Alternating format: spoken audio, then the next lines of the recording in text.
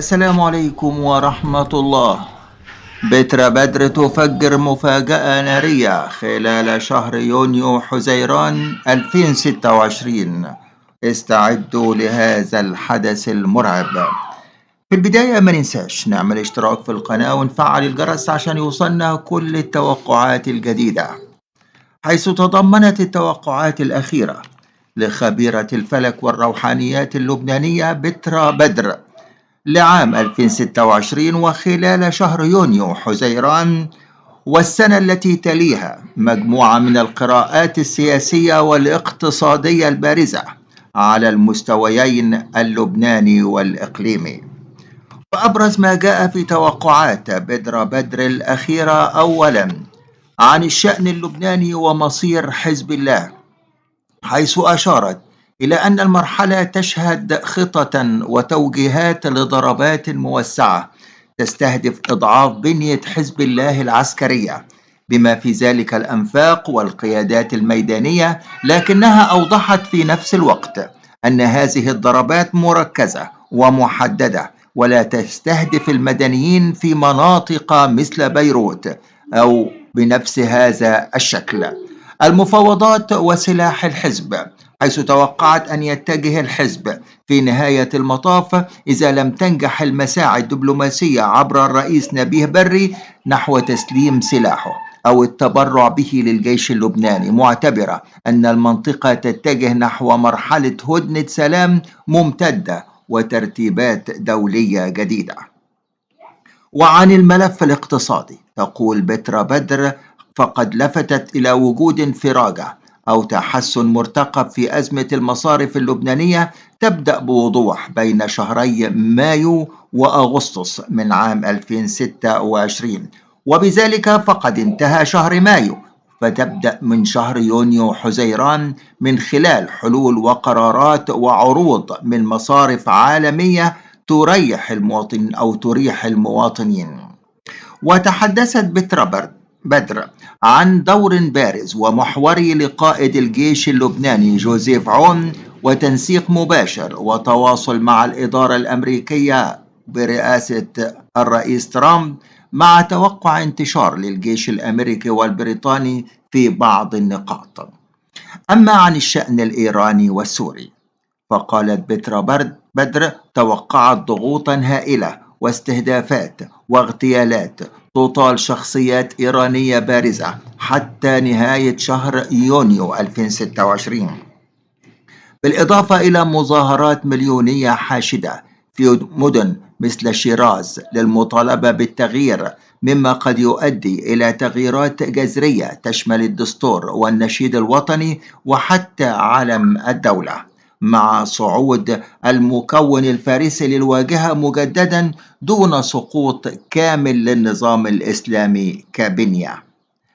الوضع في سوريا، حيث أشارت بترا بدر إلى حدوث تغييرات شاملة وتوقعت بروز أحمد الشرع في مشهد القيادة، وذلك مواجهة لضغوط وتهديدات دولية وأمريكية إثر أحداث معينة قد تقع في بعض القرى السورية.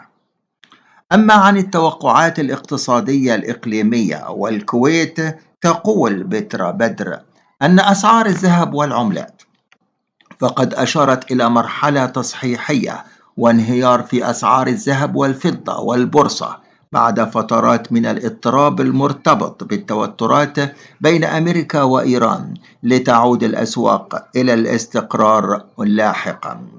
وتوقعت بترا بدر بدء كتابة مشاريع وتشريعات تمنح فئة البدون في الكويت حقوقا أوسع وحق الجنسية على المدى البعيد، بالتوازي مع الحديث عن الكشف عن قضايا فساد وفضائح مادية تتعلق بالذهب والمصارف والجمارك داخل الكويت.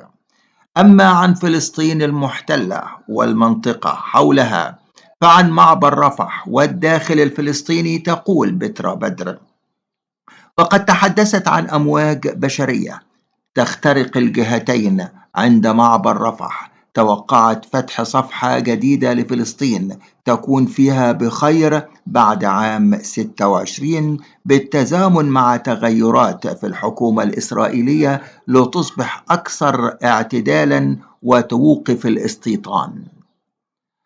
وقد تضمنت خبيرة الفلك اللبنانية بترا بدر بعض التوقعات والتنبؤات التي أشارت إلى أن هذه المرحلة قد تشهد بعض الضربات الموسعة تستهدف أيضا إضعاف البنية في سوريا وفي العراق. تقول أيضا بترا بدر: وقد أشارت إلى استمرار استهداف الطرق الفرعية والممرات والجسور غير المعروفة للمدنيين لقطع الإمدادات في لبنان.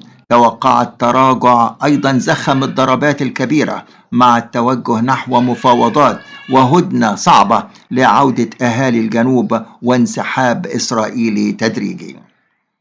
أما عن البنية العسكرية للحزب فقد تحدثت بترا بدر عما أسمته طاقة نهاية للجناح العسكري والأمني لحزب الله وتوقف الدعم الإيراني مستقبلا، موضحة أن الحرب لن يستسلم وسيستمر في إطلاق الصواريخ لآخر نفس.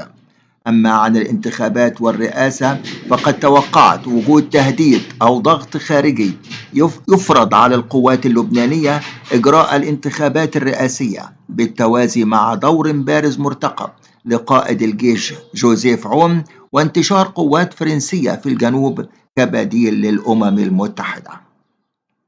توقعت تعرض إيران لضربات واستهدافات واغتيالات لشخصيات بارزة وخسارة الحرب الحالية مع دخول قوات أمريكية لخوض حرب شوارع وعصابات، كما أشارت إلى خروج مظاهرات مليونية حاشدة وتحديدا في شيراز تؤدي بعض في خلال شهر يونيو ولادة إيران الجديدة وعودة دولة الفرس بتغيير الدستور والعلم والنشيد والتحول إلى بلد مدني.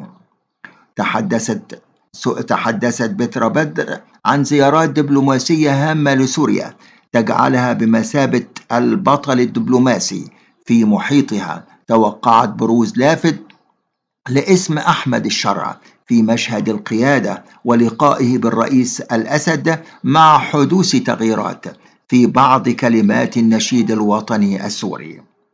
وصفت فترة الرئيس محمد شيع السوداني بأنها ستكون ناجحة وقراراته مباركة مع إقرار تشريعات تخص حقوق النساء وتغيير سن التقاعد.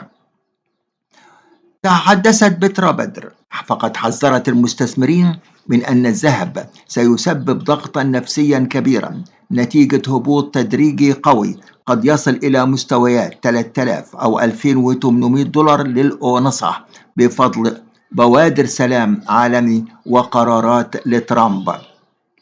واعتبرت أن الفضة ستلحق بالذهب لكنها تظل استثمارا آمنا.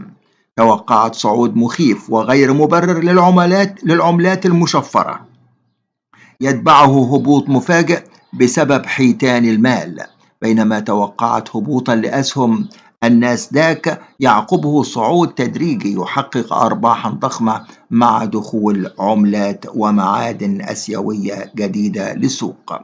فجرت بترا بدر مفاجأة بتوقعها تعرض قطاع الذكاء الاصطناعي لهزة قوية أو خطأ تقني فادح يجبر الدول على التراجع والاعتماد مجددا على الأيدي العاملة البشرية. في النهاية أشكركم وتحياتي لكم والسلام عليكم ورحمة الله وبركاته.